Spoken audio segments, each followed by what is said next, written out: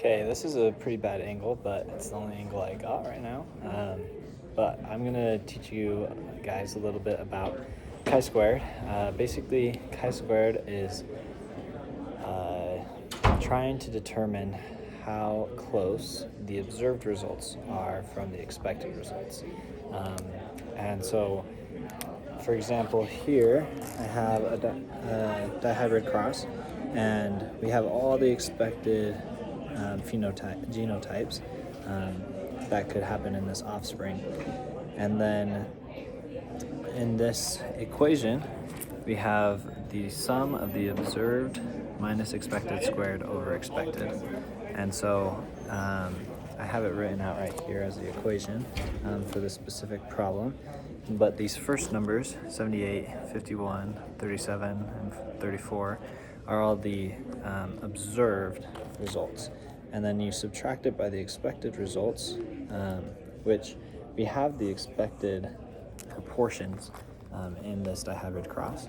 And so I had to find out how many of each were for the specific phenotype we were looking for. And then you add all those up and you get the chi-squared number. To determine whether or not that number, to determine whether or not we are in a line with the expected results, you have to find the degrees of freedom, which is n minus 1. So in this case, 4 minus 1, which is 3.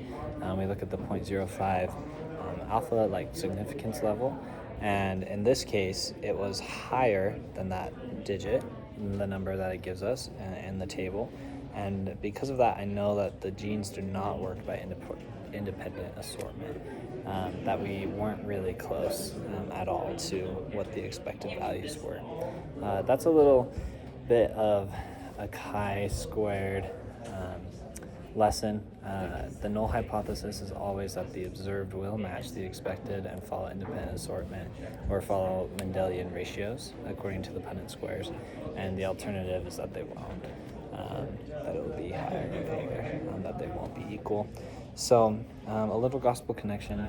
The chi-square is like a check to see how close we are to the expected. And I feel like going to the temple can be kind of the same idea. We go to the temple and it's kind of like a checkup on our spiritual health. It helps us to remember the covenants we made and see how we can live those covenants better, see how we can improve and get closer to the ideal. And in the temple, we really do feel that ideal. We feel that peace of the gospel. And just understanding how God has these checkup points in his house where we can learn more of his will, which is the, I guess, the ideal, the expected, helps us to know that God is looking out for us, that he wants to bless us with his will, with his understanding, with revelation to be able to live according to his will. And that's kind of a stretch of an analogy, but it's the best analogy I could kind of come up for this.